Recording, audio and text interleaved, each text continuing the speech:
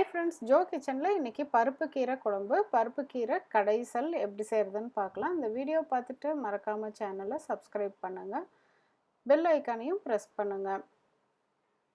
இந்த பருப்பு கீரை கடைசல் செய்கிறதுக்கு ஃபஸ்ட்டு துவரம் பருப்பை கொஞ்சம் குக்கரில் போட்டு வேக வச்சுக்கோங்க. நம்மளுக்கு பருப்பு ஜாஸ்தியாக வேணும் அப்படின்னு சொன்னால் அதிகமாக போடலாம். நான் இப்போ ஒரு கட்டுக்கு 1/4 கப் பருப்பு வந்து வேக வச்சு எடுத்து வச்சுருக்கேன். அதிகமாக வேணும்னா நீங்கள் 1/2 கப்பு வரைக்கும் போட்டுக்கலாம்.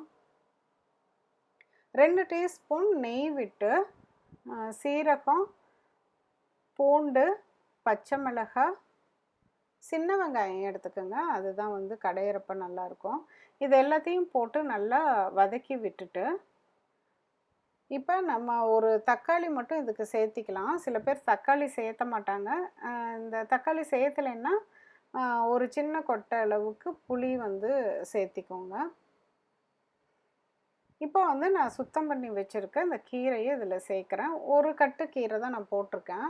இல்லாட்டி வந்து ஒரு 2.5 கைப்பிடி அளவுக்கு வர அளவுக்கு கீரை வந்து யூஸ் பண்ணிக்கலாம். அரைக்கீரை, முளைக்கீரை, தண்டுக்கீரை, சிறுகீரை இதில் எது போட்டிங்கன்னாலும் ரொம்ப நல்லாயிருக்கும்.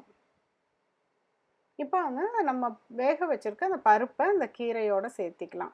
கீரை வதக்கிறப்பவே பார்த்திங்கன்னா நல்லா சுருங்கி வதங்கி குவான்டிட்டி கம்மியாக போயிடும். இப்போ இதோட கொஞ்சம் தண்ணி சேர்த்தி மஞ்சள், உப்பு இது மட்டும் சேர்த்திக்கலாம். காரத்துக்கு அந்த பச்சை மிளகாவே போதும். இப்போ கொஞ்சம் நல்லா வெந்ததுக்கப்புறம் நல்ல பருப்பு மத்து வச்சு நல்லா கடைஞ்சி விட்டுறலாம். கடைஞ்சி விட்டோம்னா தான் அது ஒன்று சேர்ந்த மாதிரி எல்லாமே வரும். இப்போ கடைஞ்சிட்டு அதுக்கப்புறமேலு தாளிச்சிடலாம். கொஞ்சம் நெய் விட்டு கடுகு, சீரகம், காஞ்ச மிளகாய் போட்டு தாளித்து இந்த கடைசலோடு நம்ம சேர்த்தி கலக்கி விட்டுறலாம். இது சாதம், சப்பாத்தி எல்லாத்துக்குமே ரொம்ப ரொம்ப நல்லாயிருக்கும். கண்டிப்பாக வந்து இந்த மெத்தடில் செஞ்சு பாருங்கள். ரொம்ப சிம்பிளானதும் கூட. மீண்டும் ஒரு புதிய ரெசிபியோடு உங்களை சீக்கிரம் மீட் பண்ணுறேன். தேங்க்யூ.